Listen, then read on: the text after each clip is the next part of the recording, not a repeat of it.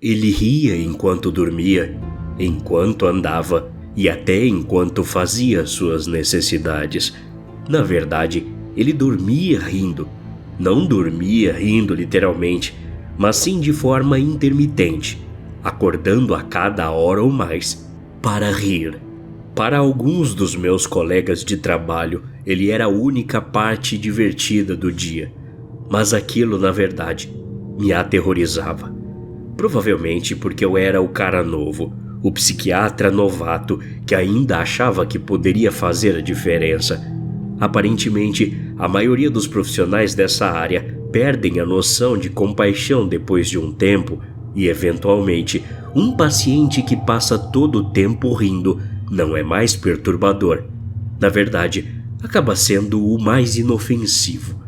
Esse paciente que ria, no entanto, me aterrorizou também por outro motivo. Alguma razão inexplicável me fazia crer que havia algo familiar nele.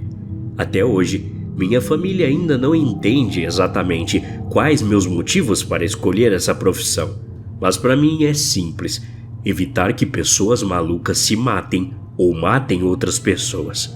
É isso. Meu novo trabalho consistia em ser um ajudante de tudo naquela pequena clínica de saúde mental. Às vezes, eu sentava em uma cadeira observando algum louco deitado na cama de um quartinho branco, e se ele ficasse agitado, eu trancava a porta. Às vezes, eu conduzia os pacientes para a aula de artes, onde pintávamos com tintas nas mãos.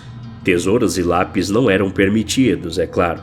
Às vezes, eu ligava um vídeo de yoga para a aula de exercícios e, às vezes, segurava maníacos psicóticos para que meus colegas de trabalho pudessem aplicar as restrições e a enfermeira injetasse 2 miligramas de lorazepam direto em seus glúteos. Nunca me acostumei com tudo isso. Continuei e aguentei por apenas 1 ano. O homem risonho acabou com minha sanidade. Permita-me explicar isso. Não há graça na doença mental, e não pretendo ser insensível ou fazer pouco caso em relação à psicose, sobre como ela pode separar o indivíduo de sua família e etc. Mas para meus colegas psiquiatras, pelo menos muitos deles, esses pacientes eram só isso mesmo: psicopatas, loucos, maníacos. Já eu tentei vê-los como pessoas. Eles são pessoas, e a doença deles não é a única coisa que os define. Na ala psiquiátrica grave, a doença deles está em pleno pico. Onde trabalhei, os doentes eram, em sua maioria, bipolares no auge da fase maníaca ou esquizofrênicos em crise mental. O cara risonho, que vou chamá-lo de Aaron, era um esquizofrênico de 50 e poucos anos, com uma forma atípica de o que chamamos de catatonia. A maioria dos esquizofrênicos catatônicos fica sentada imóvel, olhando para o nada durante dias, sem comer ou dormir. Lembro-me de um paciente que ficava parado no meio de uma sala, mantendo uma postura impossível por vários dias. Quando a catatonia cedeu e ele conseguiu falar, esse paciente explicou que, durante aqueles momentos congelados, ele acreditava plenamente que, se ele se movesse, o mundo acabaria. Mas, como no caso de Aaron, e o psiquiatra anterior dele me explicou, alguns catatônicos não permanecem imóveis, mas sim ficam fazendo movimentos ou ações repetitivas e sem propósito. No caso de Aaron, a sua expressão catatônica era simplesmente rir sem parar. Aaron entrava e saía da ala psiquiátrica há anos, alternando entre o hospital psiquiátrico estadual e a nossa clínica, pois havia algumas estipulações legais que não lhe permitiam permanecer em uma instituição de longa permanência. Mais tarde, descobri que era porque nenhuma instalação conseguia lidar com suas risadas por mais de alguns meses seguidos. Quando comecei meu trabalho, Aaron já estava nessa clínica há mais de 3 meses, mas de acordo com alguns colegas experientes, ele ria assim há 10 anos. Como mencionei, a maioria do pessoal que trabalhava lá o achava divertido, e mais de uma vez vi um deles colocando o braço em volta de Aaron, rindo com ele, zombando do modo como sua risada estridente abafava qualquer conversa na sala. Seus olhos olhavam diretamente para qualquer um que o encarasse, e ele continuava andando no mesmo lugar quando um colega tentava segurá-lo, como se houvesse algum motor dentro dele que nunca desligasse. Ele andava de um lado para o outro assim o dia todo, e para fazê-lo comer, eu tinha que andar ao seu lado, colocando pedaços de comida em sua boca.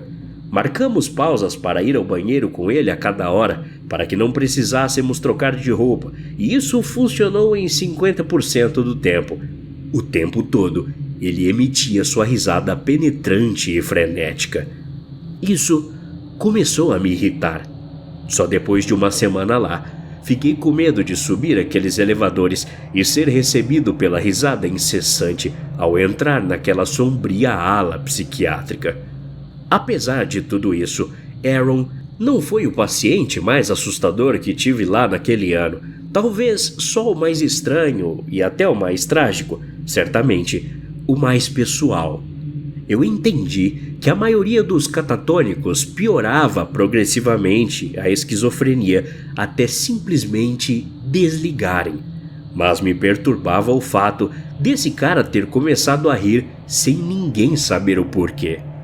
Antes de pedir as contas, perguntei a quase todo mundo sobre a história de Aaron, mas ninguém sabia.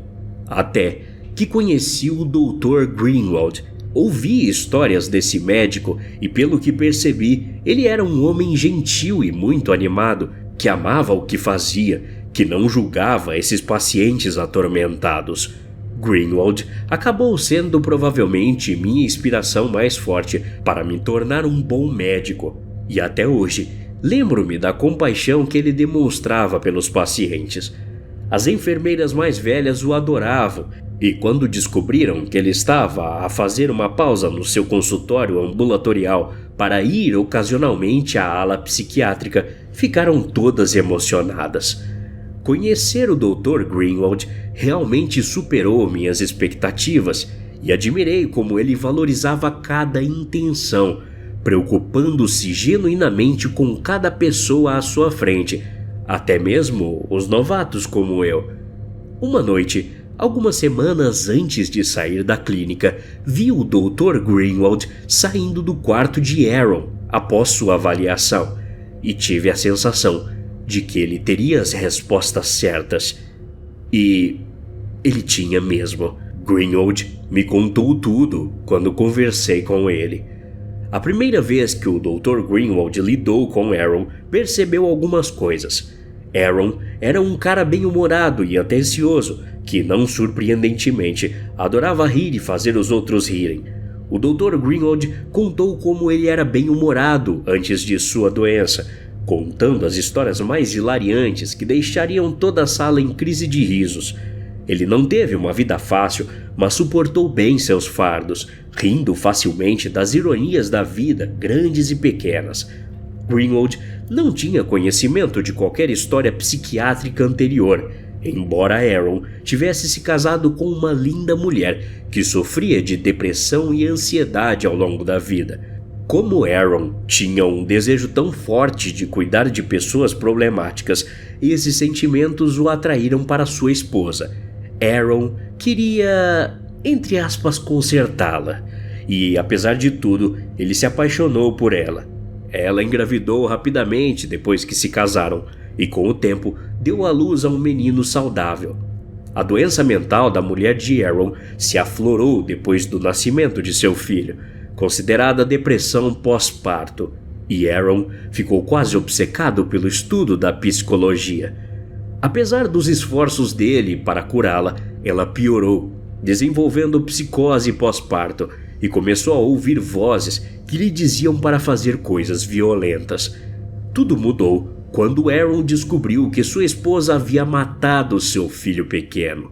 Ela não o sufocou ou afogou, mas sim o comeu. Ao ouvir isso, Aaron começou a rir e nunca mais parou. Foi assim que tudo começou. Depois que o Dr. Greenwood terminou essa história, fiquei ali sentado, sem palavras, embora não em silêncio, enquanto a risada estridente de Aaron emanava de seu quarto. O Dr. Greenwood sentou-se comigo e vi um vislumbre de emoção em seu rosto. Agora faz sentido, eu finalmente disse. Mas, doutor, não é estranho que ele tenha ficado assim tão de repente?